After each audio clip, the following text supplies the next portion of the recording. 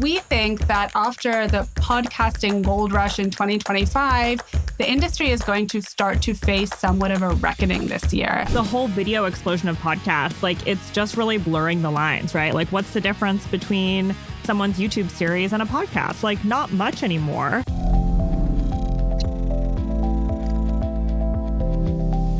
Hi, Jasmine. Hey, Kaya, happy birthday. Thank you.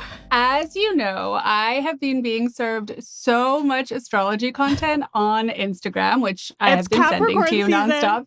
It is. It's Capricorn season. But I thought that it would be fun for your birthday to do a little compatibility test between the two of us, both as friends and as business partners. So obviously you are a Capricorn. I'm born on September 29th. That makes me a Libra. According to Cosmopolitan, which is, the source of truth for these kinds of things, we are a lot more different than we are alike. But one thing that we have in common is that we're both cardinal signs, which means we're born at the beginning of a season. You're winter, I'm fall, which apparently means that we're both natural leaders and we're also dedicated to getting things done. However, on the flip side, and I take a lot of issue with this, it means that we can both be a little bit self-centered and vain. Oh my God. Okay. All right. Well, first of all, I agree with the first part. On the second point, I'll say, I think as a creator and as someone like us who have been public facing in our previous roles, like you got to have a level of confidence for sure to get on stages, to be on TV. But I also think when you're in the professional space, especially as women, like think about when you go on TV, there's a hair and makeup room. Even the men get hair and makeup. Like there's a level of professionalism that I think you have to bring to this world. Yeah. And I think also we both love fashion and are very deliberate with our outfit choices, which I don't think makes us vain. I actually think they can be excellent conversation starters. And at South by last year, we sort of coordinated outfits, but not. And last minute, though. Last minute. It was last minute. But I remember it was like a few days before I was flying. And I was not really liking my outfit. And I walked by Abercrombie in Flatiron. And there was this like cow print denim two-piece. And I was like, perfect. Tried it on, bought it. And I was at a party and I was wearing it at South by. And this person came up to me and was like, oh my God, your outfit's amazing. And I started talking to him. And it turns out he's like the CMO of a major brand. So when you have a killer, and he was like, you have a killer outfit, I had to say something. So it is actually a great way to network and meet people. And it makes you memorable. 100%. And I am such a believer in when you look good, you feel good, and vice versa. But, our matching outfits, I had a full denim suit that was from one of my favorite brands in Finland. Yeah, that was one of my favorite brands from Finland, Marimekko, and it has this poppy pattern that is very recognizable. And it was actually really fun to see so many people coming up to me and not only recognizing me from being on stage earlier during the day, but also recognizing the pattern as Marimekko. And it was just, it was a lot of fun. I also sourced my cowboy boots through Facebook Marketplace in Finland, which is another story for another time. But yeah, I think it's, it's part of your brand. It's how you present yourself to the world. And I think it's a really important part of what we do. So I don't think it's vain at all. But as friends, and this is where it got really interesting. Ooh, basically, I'm excited. Our relationship can go one of two ways. Either there are way too many clashes because of our differences. And for a little context, Capricorns supposedly can be very serious and Libras supposedly can be very indecisive. Or then it is this unexpectedly rewarding friendship where each is pushed to grow as you're working through a lot of these differences. I think after over 5 years of friendship and now launching a business together, we can see which way this went between the two of us. But clearly, it can take two very different paths. Okay, well, I think it's the latter, at least so far. No, but I think everything will be fine. No, everything will be okay because I'm not as serious as Capricorns are supposed to be, and you are not indecisive at all. I would not put that in your personality at all. Also, Capricorns are supposed to be I can be indecisive on things like what I'm going to have for dinner. But like on the big things in life, like I have a very clear idea of what I like, what I don't like, and what I want. And I think with like, again, like you said, like the big life moments, like, okay, sometimes we're a little indecisive on like the outfits because we're like, okay, what are we doing? What are we wearing? But I think in the big moments again, right? Like when we were deciding to go independent, of course, this was something that was like brewing and we were thinking about independently for a long time. But I think once we really were like, okay, are we going for this? We didn't agonize over the decision. Like we obviously thought it through, but we're like, all right, we're doing this. And I think even just the start of Scalable, I remember I was at your house in LA and we sat down and we were like, okay, we're going to do newsletter twice a week. We had a discussion about whether we wanted people to like start their week with us or end their week with us with the podcast. We decided the latter, to go Thursday. And that was it. We didn't like go back and forth and agonize on like, wait, what day's better? We're like, nope, Tuesday, Thursday podcast, done. Like we, I think, make very gut decisions that, of course, are driven by not just like, it's not like we're just like willy-nilly making decisions, but we both are very decisive. Yeah. And I mean, I think, both of us have had long careers in the space. We know what we're good at. We know what our strengths are. We also wanted to challenge ourselves. I mean, podcasting is a new medium for the both of us, but like we're both writers. We knew we wanted to write. And then it was just a matter of how do we package this together? And it just made sense. And, I totally agree with you. I am so of the mindset, like you just got to go for it, which brings us to the business compatibility front, which I liked this one the best because I will say Cosmo did not have this, unfortunately. So I went to Google's Gemini for this and direct quote, it said, we have a power couple dynamic. Oh my God. I love it. So basically, where we're different, that's actually a good thing, right? We balance each other out. So your sort of seriousness and disciplined focus and strategy goes very well, apparently, with Libra's social charm and negotiation skills. Again, don't know if any of this is true, but I like where this is going. We also both value commitment and we're not afraid to take on new ventures. So apparently Capricorns are a little bit more risk averse than Libras. I think the only catch here is that there has to be a mutual respect and understanding of our differences and a willingness to work through them, which again, we clearly have. I mean, I've been spending, the new year reflecting on the creator economy, but also reflecting on, us as business partners, as friends, and as founders. And I think, our friendship as the foundation for our business is what makes this so strong and work so well. Like you and I, we can disagree and then we can move on to the next thing as if nothing ever happened. We also know each other's work ethic, right? I trust you fully, which is so important because we have a 9-hour time difference. No, it's so true. I agree with all this. I literally talk to you more than anyone else in my life, including family. I have no idea how anyone does anything alone. I don't know how people are solo founders. I don't know how people write a newsletter by themselves, start a company. I don't know. So I think it's been amazing to have you as a sounding board, collaborator, to co-write with you. I think also you bring such a different perspective. Sometimes I'm like, I cannot think of an example. And you're like, oh, here's one. And it's like, oh, perfect. But same. It goes both ways.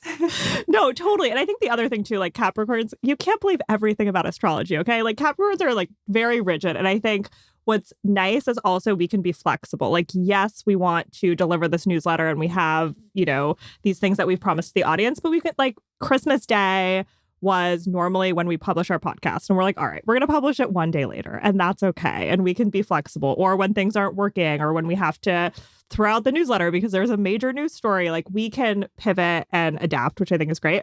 I also think our dynamic is so funny because we'll be like talking about our weekends. Like this morning we were texting about something and you're like, okay, but like back to this. And it's like, we just like snap right back into business. So, and sometimes there isn't even a transition. It's just like a run on thought. It's like, okay, enough of that. And I also think we're so efficient. And one, it's like just running a business that's this lean is part of that. But like you said, we work across these crazy time zones that when we have this like 5-hour overlap of like reasonable hours for both of us, we are so efficient. Like over the holiday break, we were just on the phone for 3 hours straight. And I feel like we got like 9 hours worth of work done.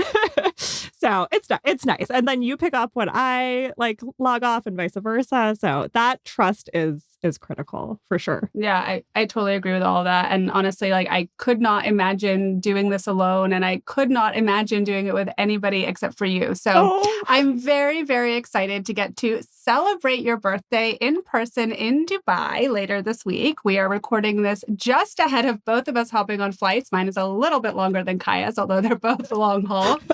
We'll we'll talk a little bit more about the 1 billion followers summit later on in the episode, but we also wanted to share what else we have going on this month because it is going to be very, very busy. I'm already exhausted thinking about the flight schedule and the logistics, but I'm also super excited. So first we're going to Dubai, then we are heading to the Sundance Film Festival. Super excited for that. It's the last time it will be held in Park City, which is so sad. And we're going skiing. Yes, or I'm going skiing at least. I'm maybe we'll see. I mean, I just dusted off my snowboard for the first time in 15 years and did okay. So I'm feeling confident going into that trip. But we are, besides skiing, maybe we are going to be recording another live podcast as part of the brand storytelling event, which is an annual gathering of brands and creators, because the creator economy is now part of everything, including Sundance, CES, you name it. Then I'm coming back and going to Doha for Web Summit Qatar to moderate a fireside chat. And Jasmine, during that time, is going to the IAB conference in Palm Springs, where she will host a fireside chat with Zach Miller, the president of Bucket Squad. So if you're going to be at any of these events, we'd love to catch up. So please reach out to us. But you may have to do the scheduling on our behalf because these time zones are going to be very, very difficult for us. No, very I'm just kidding. But it is a challenge, but obviously it is going to be a very busy month for us. Also, because we are very excited to start bringing on more guests regularly onto the show. So today we have Scott Brown, who is the founder and CEO of Second Rodeo. He is joining us to talk about his new Microdrama musical series that just launched and features Hannah Stocking. And in case you missed it on last week's podcast, we actually predicted that we would see more creators launch Microdrama series this year. So there's one of our predictions down, and we are only 8 days into the new year. Perfect. At least we got one thing right for 2026 so far. We're also going to answer some reader questions from our newsletter, so we have a lot to get to today. Okay, we want to start with the Middle East. I have never been to the region, but I will be there twice in Q1, which I think really shows how much of a hotspot it has emerged for the creator economy. The reason is the region is really trying to diversify beyond oil, but they also want to be seen as a hub of innovation and culture. So that includes incentivizing creators with interesting deals, funding, speaking opportunities, and more. So first stop is Billion Followers Summit. This is the 4th year, and you actually went last year, Jasmine. It is my first time going this year. Yes, it's not my first time in Dubai, but it was my first time at Billion Followers Summit last year. Like anything else in Dubai, it is a show. It's a spectacle. Last year, they actually brought in a world champion slackliner named Jan Ruse, who walked a tightrope between the Jumeirah Emirates Towers. That is actually the hotel where I was staying. I missed it, though, because I was so jet lagged and asleep and didn't find out that it happened until I turned on CNN International later in the day. And I was like, wait a second, that's my hotel. But it was very, very cool to see. Scary, terrifying, but very cool. Oh, my God. How tall is that building? So I knew you were going to ask me this, and I had a note to myself to look this up before we started recording, but I forgot. I think it's super tall, basically. It's super tall. It's somewhere around like 60 to 50 or 50 to 60 floors, but that is nowhere near the tallest building in Dubai. It's the Burj Khalifa, which is actually the tallest building in the world. Okay, I'm excited. Billion Followers Summit is dubbing itself as the largest creator conference. I think they're expecting 30,000 attendees this year. And they had a huge win because they have a partnership with Mr. Beast this year, and he also will be doing a keynote speech. So that is really, I think, putting the conference on the map in a big way this year. The partnership is this kindness campaign. So basically, they're going to select 10 creators who apply to help build a new village in Ghana, which will be super interesting. And they also recently announced new speakers, including Will Smith.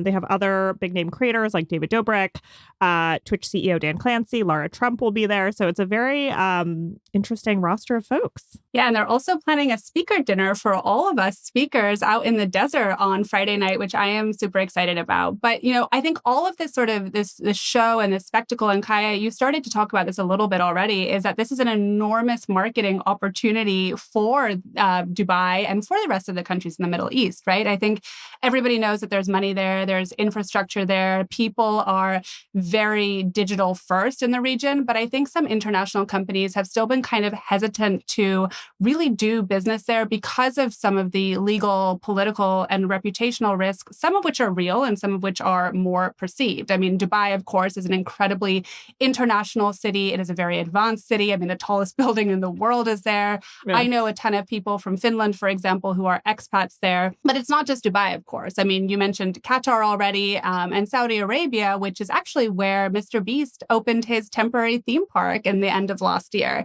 And I think just with bringing in all of these big American and other international creators, it really is a chance for these countries to reposition themselves on the global stage as also being more forward-thinking, more innovative, more modern places to do business. And that's why they're spending so much money on this. And it's working, right? Like, just look at all of the buzz that has been generated by the Mr. Beast theme park news, for example. Totally. And I think the money, first of all, is just hard to turn down, especially at a time when the U.S. economy is still shaky, right? Like, if you're an AI startup, you can still raise capital relatively easy, right? But compared to the 2020, 2021 VC boom, I mean, that's not existing. So you're seeing startup founders look there. And I think, like, it's super attractive, right? Like, where else could Mr. Beast build such a theme park? Like, in the U.S., where could he do that? Who would give the funding for that? I mean, look at Cristiano Ronaldo's contract with the Saudi Pro League club, right? Which is reportedly worth more than $200 million. Again, like, that money is hard to turn down.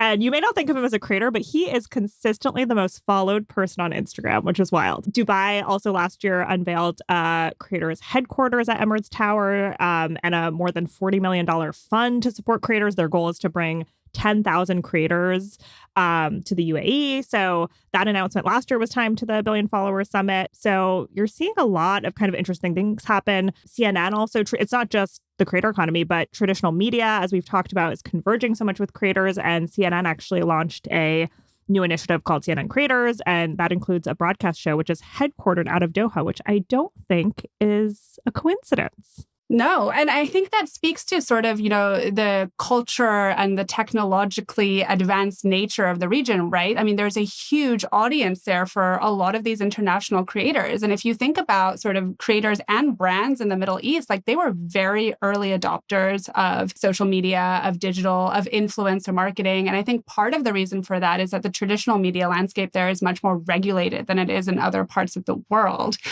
Take social media, for example. I mean, do you remember the Arab Spring? Of course. It was ages ago, though. I mean, this was 2011. And if you don't remember, basically, it was this wave of protests that swept across the region that were essentially live tweeted, right? I mean, and this was enormous back then because social media was not a place where people went to consume news and information the way that they do today.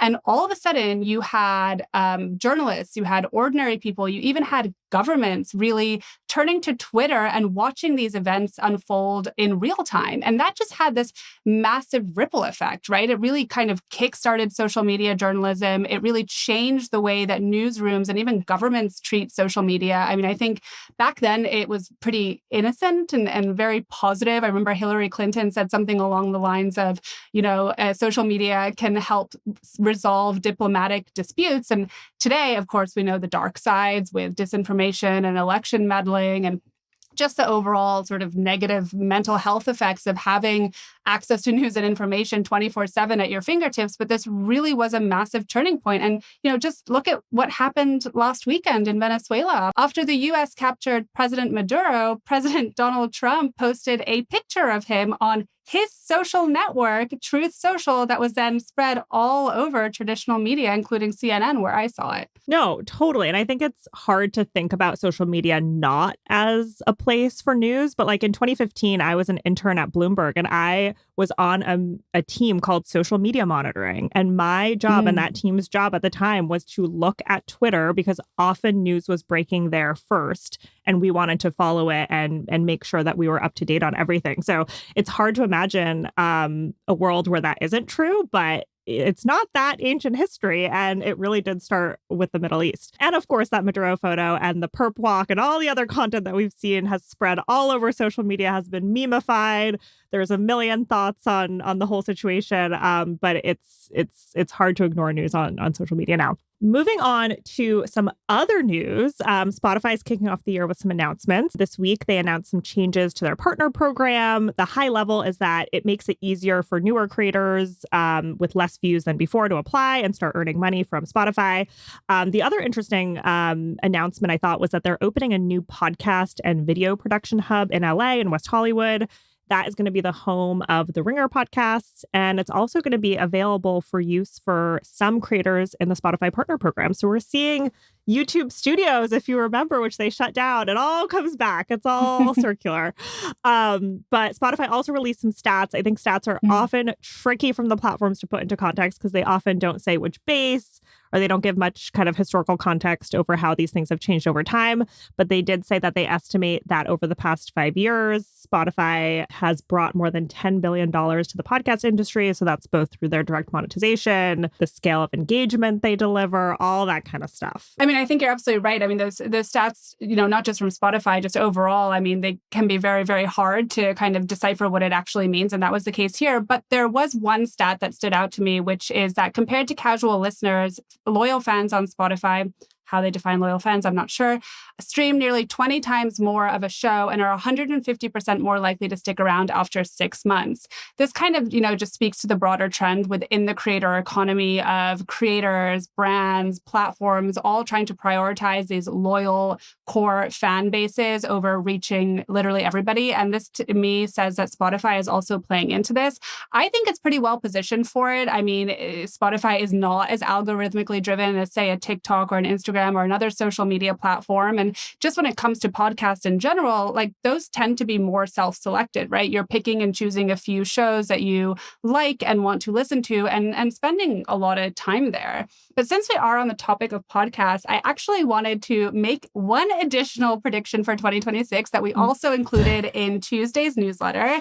The predictions keep coming. The predictions keep coming. It'll be November and we'll still be making predictions. No, I'm kidding. But this is something that we've been talking about quite a bit recently.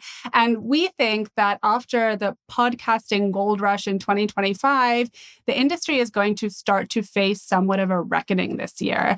There's a couple of different reasons for this. I mean, for one, we now have top podcasters like Scott Galloway, who says he makes $35 million annually from his podcast. Joe Rogan almost certainly makes more money than that. But that just isn't the reality for most of the podcasters out there. There was some data from Magellan AI that I saw that said that the top 500 podcasts in the US accounted for almost half of all podcast ad spending in the third quarter.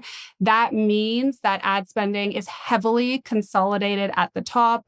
I will, caveat this by saying it's very hard to find an exact number of active podcasts out there, but it is well more than 500. And that's already causing, some podcasters that we've heard about to kind of rethink their podcasting efforts, right? I mean, the Try Guys is one example. We also saw Shelby Church recently shut down her podcast, and she talked about how she was questioning whether it was worth the time and the effort and the energy really to put it together, and that her audience maybe wanted something different from her. Yeah, and I think too, like the whole video explosion of podcasts, like it's just really blurring the lines, right? Like I think a lot of people in the industry have had this conversation, like what is a podcast anymore? It's just a show. Like what's the difference between someone's YouTube series and a podcast? Like not much anymore. And I think too with podcasts now coming on Netflix and Spotify going to video and iHeartRadio now going into video as well. Like they're really just TV talk shows now.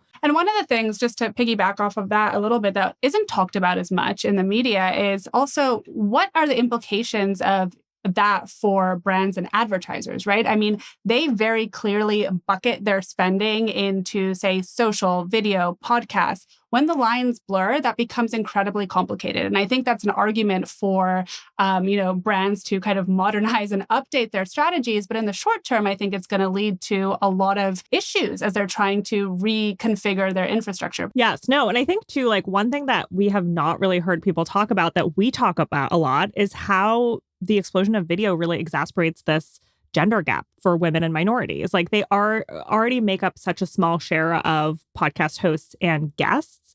But as we know, women and people of color are more likely to face appearance-based criticism and harassment online. So this kind of need to do video now, if you want to launch a podcast, and this kind of pressure, because that's where the industry is going, it might discourage more people from giving it a shot. And I think that's really sad, because alternative media is all about giving everyone a voice and different people a voice. So I think that's tricky. And I mean, even like I'm getting ready to do this podcast and I'm like, oh, like I had to wash my hair today. Like, it's like some days you just don't want to be on camera. And I know that's silly, but it's like we talked about this a lot, where it's like, okay, we felt like we needed to do video again, back to like the gut decisions, right? We're like, all right, this is where the industry's going. We want to do this. I think it's also a great way to connect with people. It lets you splice up your content, put clips on social, all this stuff. But like, as women, we have to put ourselves out there, and that can come with, trolls and people saying mean stuff about what we're wearing or what we look like that day. And that's like something that we have to have a thick skin about. But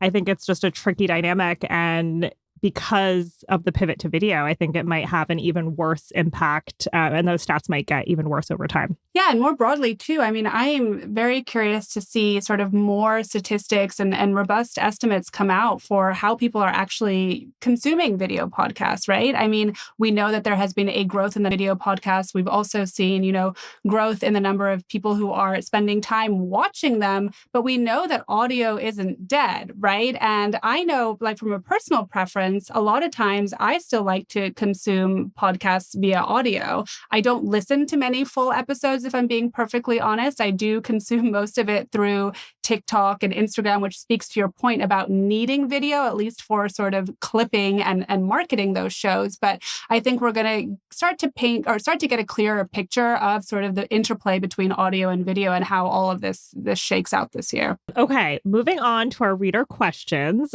When people sign up for our newsletter, we ask them to send a hello or a burning question about the creator economy. We do that for two reasons, both to say hi and to hear what you are interested in hearing from us, and also to make sure that email providers don't put us in spam by accident. So we went through some of the questions we've gotten over the past few weeks, and we wanted to answer some of them.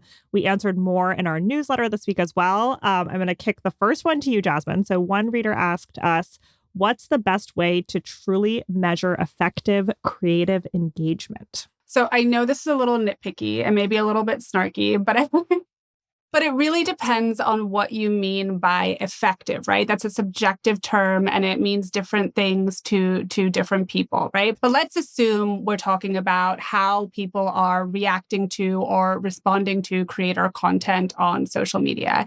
In that case, I would say things like time spent, saves, and shares are the best indicators of engagement. I'm also really interested in reposts, which Instagram just rolled out pretty recently. These are much better at reflecting, true meaningful engagement than vanity metrics like likes or the number of comments, for example. They also better reflect the way that people are actually engaging on social media these days. I mean, people are not only posting less in feeds, they're also commenting less, they're liking less, right? And they're interacting far more in private spaces, especially in DMs. And if you kind of think about this, take liking as an example, right? It's a passive activity. It's normally done as you're scrolling through your feed. It takes less than a second. It doesn't mean you actually watch that piece of content. It certainly doesn't mean that you actually liked that piece of content, right? But if you save something or if you share something, that is a much clearer indicator that you either plan to come back to that piece of content later, or you found it interesting enough to send to somebody else. My big question, and the one that is the hardest to answer, is why, right? And I think there are some people out there who are very, sort of bullish on the comments section of posts. I think you can start to get a picture of how people are responding there, but I would say two things here. One, again, people are commenting less than they used to. And two, to quote Taylor Swift, people are cutthroat in the comments. I mean, it's true, right? You're more likely to get people to respond negatively than positively. So it's very, very hard to answer that question of why. And then if you want to go beyond that and really look at a piece of, creator content's effectiveness on sales, for example, things get even more complicated. complicated. And I think a lot of the strategies that brands have today to understand sales impact are very piecemeal, right? They'll look at things like affiliate marketing or post-purchase surveys. And again, those are pretty good indicators, but it still doesn't paint this holistic picture of the effectiveness of creator content. And so one of the things that's on my wish list and that we talked about also in the newsletter is, more standardized universal frameworks to better understand, measure, attribute the effectiveness of creator content really at scale. Okay, next question we're going to talk about, and Kaya, this is for you. Do you think that vertical dramas will last on the apps that they currently exist on, or do you think this is a trend that will end up transferring to the existing social platforms that people know and love? Okay, microdramas are clearly top of mind for people. We're very excited. We're excited to have Scott on later in the show to kind of dive deeper into that. But I think, again, as we wrote in our 2026 predictions, we do expect microdramas to have a big moment this year. And that also means that the social apps are going to be paying attention. So we expect TikTok and other platforms to go big on microdramas. TikTok has already been kind of thinking about it. Of course, there's a strap is Douyin in China. Microdramas are huge in Asia. So anything happening on Douyin and in Asia, like TikTok Shop, a few years later, will come over to TikTok in the US. I think in general, it's always hard for startups and upstarts to compete with the large tech and content platforms, right? They have massive audiences, deep pockets. That's where everyone already is. So to convince someone to download and regularly return to a separate app is challenging. That doesn't mean that these standalone apps will go away. I mean, we've also seen the social apps try to do influencer marketing, and that didn't kill all these other companies, right? So it's not, it doesn't mean that they're going to go away, but it's definitely something that they have to think about and that they're going to have much more competition from. I think on the advantage side for the social apps is, again, they have deep pockets. They can make content available for free. Typically, these apps are charging for episodes. And they can also strike deals with creators of microdramas to host directly on their app. So all of these things, I think, will be challenges. So I'm going with the latter on this one, but we'll see. We'll see what happens this year. Okay, you already sort of teased this one, but we did get asked. I had to think about this one, but someone asked. Same, this was hard. If you had a magic wand, what would you build? Okay, you gave a teaser for yours, so you go first, Jasmine. I would build a universal dictionary for the creator economy, starting with the term creator economy, because people cannot even agree on what that means. And, on a personal note, like not having standard definitions for things like creator and influencer were a really big pain point and still are a really big pain point for me as I'm trying to research and really size the creator economy. And I think, if you can't even agree on terms that are as basic as creator, influencer, and creator economy, how are you supposed to effectively build anything within this industry? So that is the number one thing that I would like to see built. What about you, Kaya? Okay. Piggybacking off of that, I have said this for years. Like, I want a US census on the creator economy. We don't know the definitions, 100% agreed, but we also don't have the basic stats of the creator economy. And I think so many different people from Goldman Sachs to link in bio startups have tried to size the market, and they just are widely different figures. And I think it's a challenge, right? The reason it hasn't been done is it's a challenge. Like, what's a creator? What's a podcast? Like, all these things are blurring, but the fact that we don't have basic stats on like how many creators there are in the US or in the world is mind-boggling. The other thing is I don't exactly know what I want this AI agent to do, but like all the things that I need to do on a daily basis. You just want one. Organized. And then you'll decide. No, and I know there's like a million AI agents, but like when you use, again, there's this gap between the startups and the customer and the creators where it's like, okay, I know there's a million companies that can edit clips for social media, but none of them is doing it 100% right. Like so many creators complain about it, and we've tested stuff. So I want an AI agent that can like help me stay on top of my emails, do clips for social, like all these things that I need on a daily basis. And to that point, right, it's all so fragmented. You have one AI agent that does this one thing, then you have another AI agent that does another thing. I'd like to see it all centralized into one. Although I will be honest, more than an AI agent, I would like a human personal assistant. I know. Who can help me with all this stuff. Also that, but it's okay. A human cannot, like, these are all different skill sets though. Like cutting social versus like scheduling your life versus like strategy. That's a unicorn if you find one person. That's like a chief of staff. Maybe we need a chief of staff. All right, well, that is a perfect note to end on. We're super excited to welcome Scott to the show to tell us about Second Rodeo and his new microdrama series, Playback. Hi, Scott. Welcome to Scalable. Hey, it's great to be here. Thank you for having me. We're so excited to have you here. For our viewers who may not know as much about you as we do, could you give us a little bit of background on who you are and what you do? Yeah, so I'm the founder and CEO of Second Rodeo Productions. We are a creative studio servicing the intersection of legacy and digital media with a focus on digital scripted content as those two worlds rapidly merge. Quick bio on me. I have been working in digital as a producer, director my entire career. I graduated from USC with a degree in screenwriting just in time for the writer's strike. I discovered the world of web series. And from there, I really went all in on digital. Some highlights of my work include directing Larry King's Comeback on Hulu. I was the executive producer, lead director, and writer of Dwayne "The Rock" Johnson's YouTube channel for a year at its launch, grew it to 1 million subscribers in just 11 days.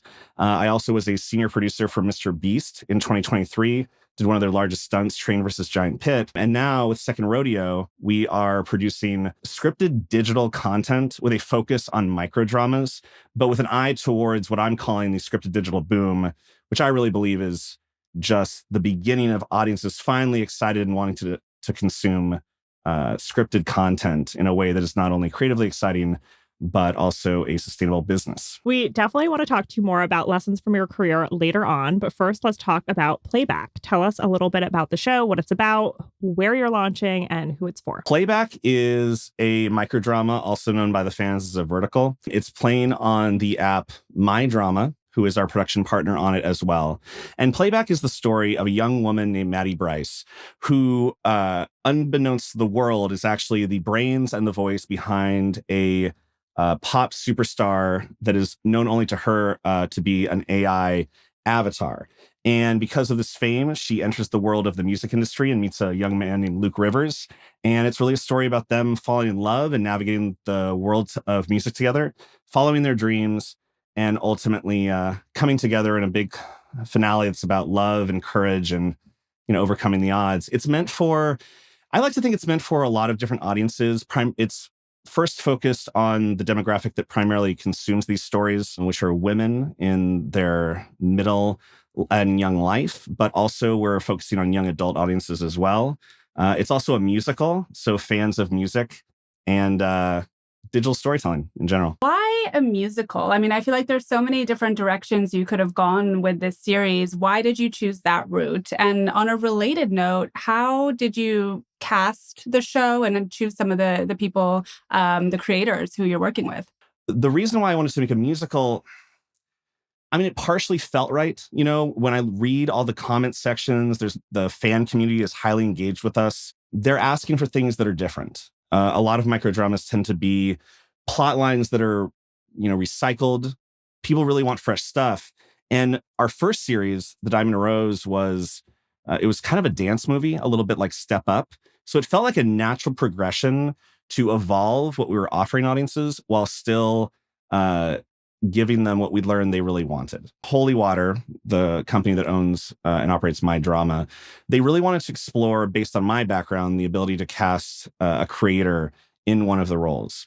So we started a search looking for creators that were interested in being in microdramas, who showed, an ability to perform and act.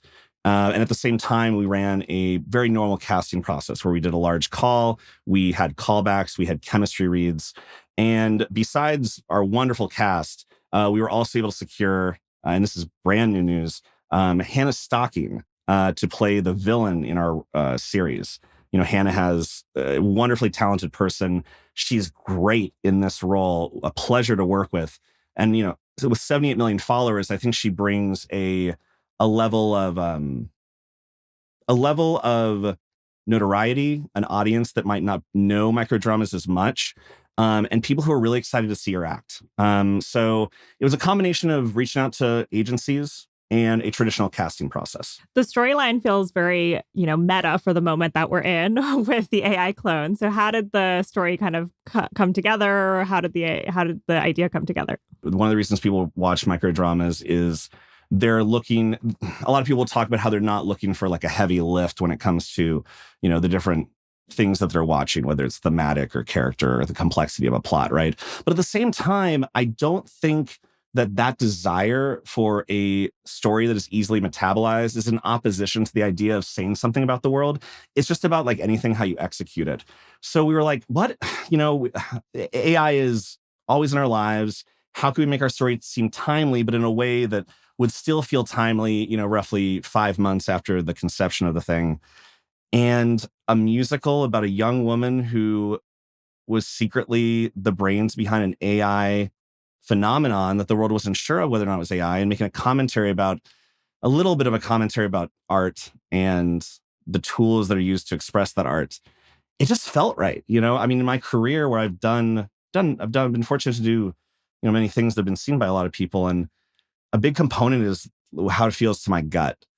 And it just, besides the various reasons I've spoken about, it just felt right. So AI obviously is part of the plot, but behind the scenes, did you use AI at all in the production of the show or post-production? I think there's a big conversation now happening in Hollywood, how to use AI, how to not use AI. So how did you guys approach it? I just have this really firm belief that if utilized well, AI will simply be a better tool and technology to improve the technology of storytelling. We use it in our logistical workflows often. I'll use it sometimes for the writing when maybe we need to try to fix maybe a plot point or something like that. I'm not fundamentally against the idea of AI doing script writing for us. I just don't find it to be good enough right now. Like, I don't read it, and that instinct that I spoke about doesn't like light up. And then in post-production, we're using generative AI to a degree for like large set piece shots to up the production value. But specifically when it comes to our core performers, we're steering clear of generative AI there. But, a lot of the things that people don't talk about when it comes to AI is like, there's obviously the generative tools, but there's also like the noise reduction that's available in DaVinci Resolve now. The AI version is incredibly powerful. The ability to isolate vocals and fix things that you otherwise couldn't, incredible. The way that we can organize and log footage faster, great. So we keep an open mind, but I have not yet found that the generative qualities of AI really meet the bar. So listening to you talk about the storyline, and I'll preface this by saying, I mean this as the highest compliment, but it reminds me so much of Josie and the Pussycats. Did you ever see that movie? Yeah. I loved it. Yeah. My sisters and I still quote the part about subliminal messaging, like, I don't know how many years later it is right now. But that is obviously, traditional media, right?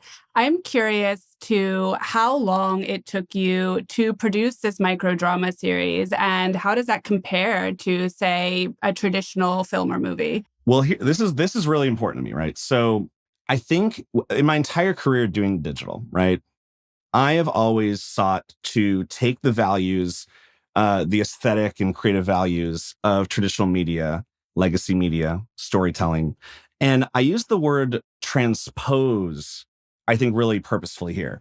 I then transpose those values into the value set that digital has, right? I say this to everyone on this project. If all we did was make a really great Netflix film in a vertical aspect ratio, we would not succeed. The writing on these, and because editing is a form of writing, the editing process is deceptively difficult, right? But the real core values of great storytelling, character development, the way that stories are told, those things still have a place here. But it's important to realize that you're in a digital medium. So we conceived of this and wrote this in August, and we were on set at the end of October. And because of we're taking a little more time in post-production because of some exciting things we're doing that are ambitious on the visual effects side. Not too much, just a little bit. This will be coming out in early 26. But you move fast. The actual production of this felt like it just felt like a low budget indie film. We shot the whole thing in 7 days, a 90-page script, which included 18 musical numbers. But keep in mind, most of these musical numbers are around 45 seconds because of the length of the episodes. We're moving fast, but I think that's part of what people love about these. They're not this is jazz music. It's not an orchestra. And I think one of the things people love about jazz music is what you do with the wrong notes, and the extemporaneous quality that comes from shooting something that fast. So I really look at it as a feature, not a hindrance. So I think one of the misconceptions, among creators as well as, brands and anybody who's creating content online is that shorter means easier, right? And kind of what you're saying is that isn't necessarily the case. I mean, you talked a little bit about some of the difficulties for writing for, a microdrama. Can you dig into that a little bit deeper? Like, what is it that's so challenging about short form content? And, how does that, again, compare to maybe longer form? So creatively executing these, I think it's, especially in the writing, it can be deceptively difficult to get this right. I think when it comes to my role, this idea of a showrunner is probably the closest comparison that I could draw. When I work with the writers, it's challenging because, especially in the first 20 episodes, and this plays into Mr. Beast retention practices as well. In the first 20 episodes, you have to grab them by the lapels and you have to hold on. And you are literally competing with the galaxy of entertainment opportunity that's with them on their phone, right? But at the same time, you have to be planting the things that are necessary so that by the time they get to the end of your 90-minute story, they're experiencing the emotional joy and even a bit of catharsis potentially that'll lead to high shareability. And a lot of the writers that work with us pretty consistently, especially those that come from a more traditional background, look, everyone wants to do really good work, right? Of course. And we have been taught often that we don't want to be campy. We don't want to be pretentious. We don't want to be melodramatic. These are words that I think a lot of the times have a negative connotation to them.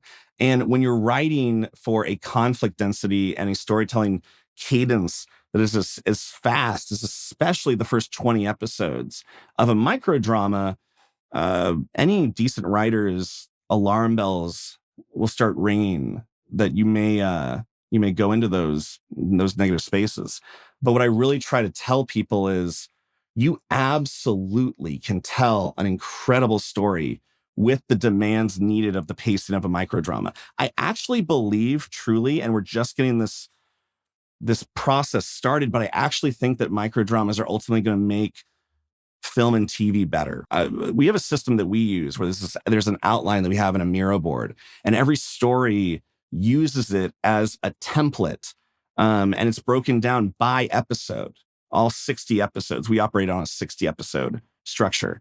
And when I show that to the writers, they're often, that seems like a lot of structure.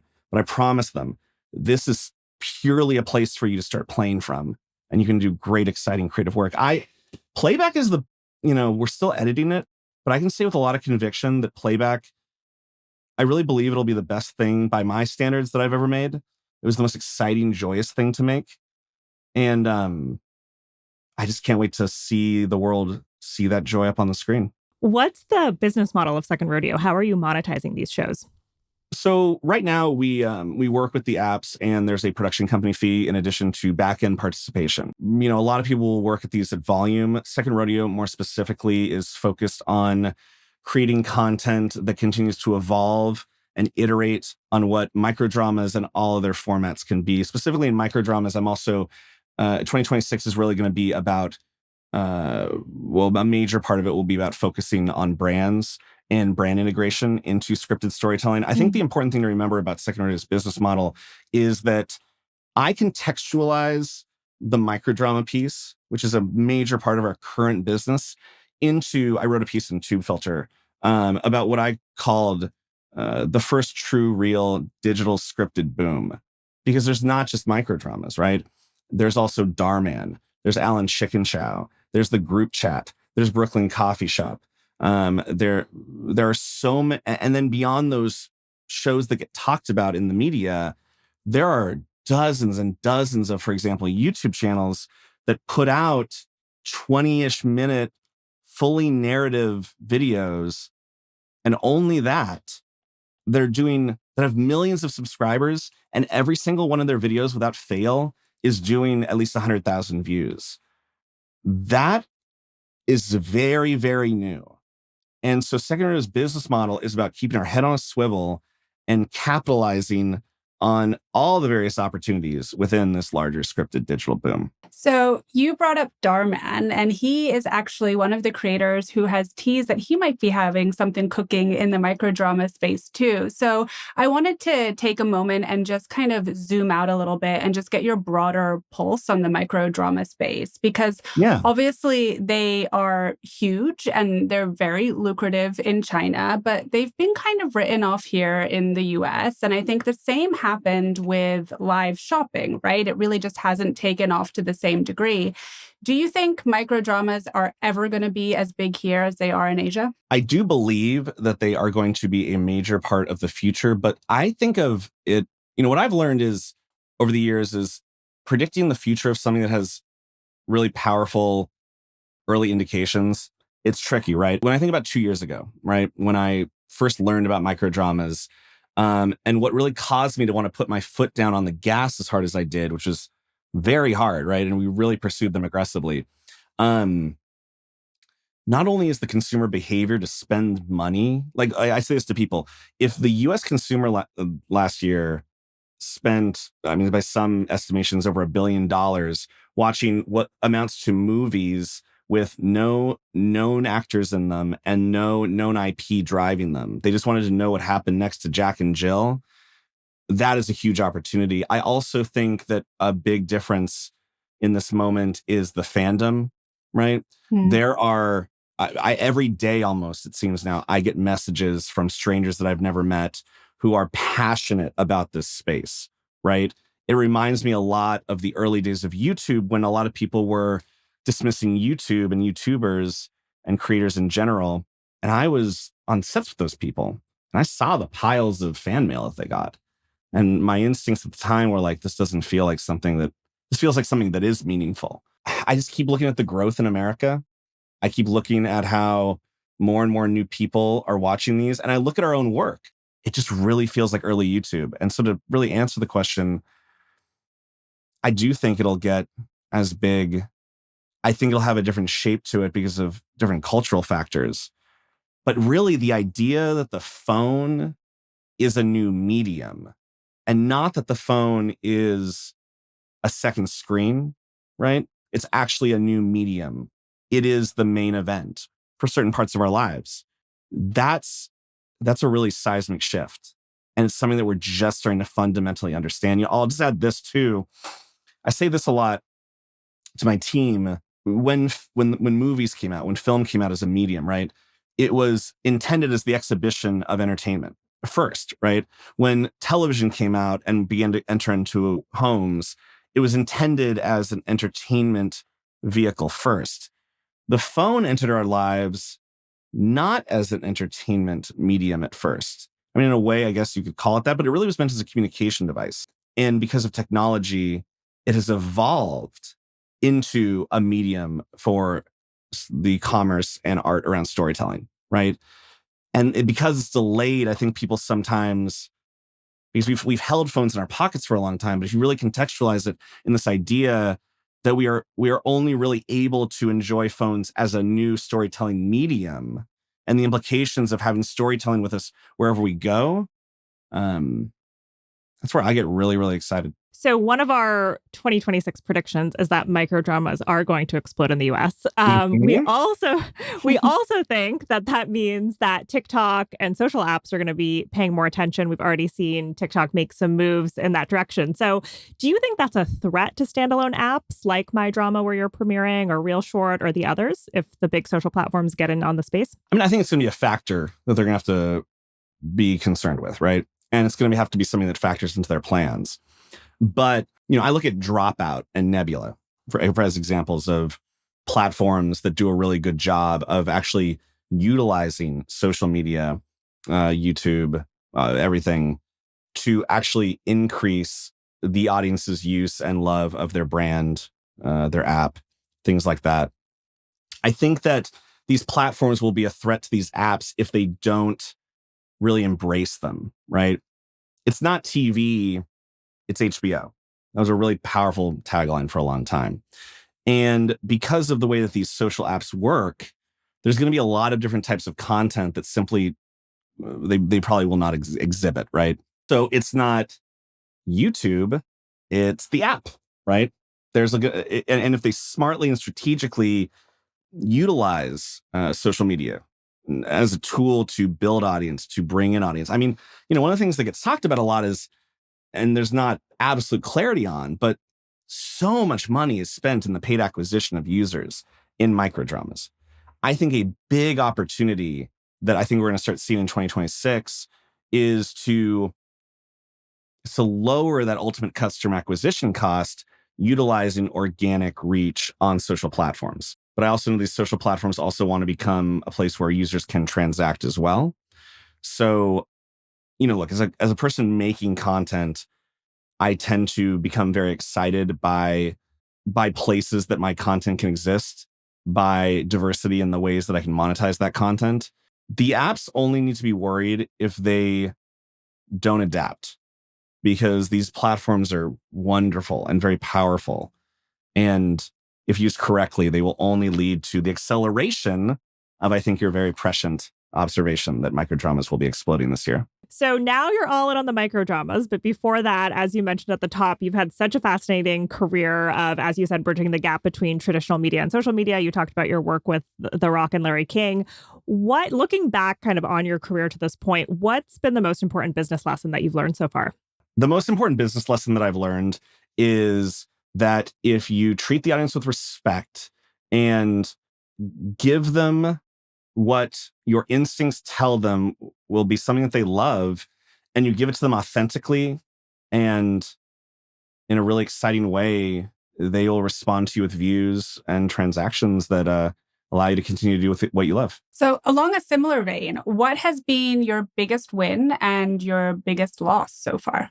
I really believe my biggest win was discovering microdramas and the success of our first series, because it showed that quality, when executed well, is still an audience preference. And it must be strategic, right? When we made The Diamond Rose, I wanted to entertain, I wanted to make a hit, but I also wanted to show the larger entertainment industry that talent and brands could get involved in this space. And with Hannah Stocking being in our next series, Playback, I think we've begun to prove that thesis out. And that's how much I believe in microdramas. The biggest win was discovering them and making our first hit. Biggest loss? Oh, the biggest loss. I ran a company called Liquid Light, and we raised some money after I did The Rock's YouTube channel to hopefully build more YouTube channels for notable names.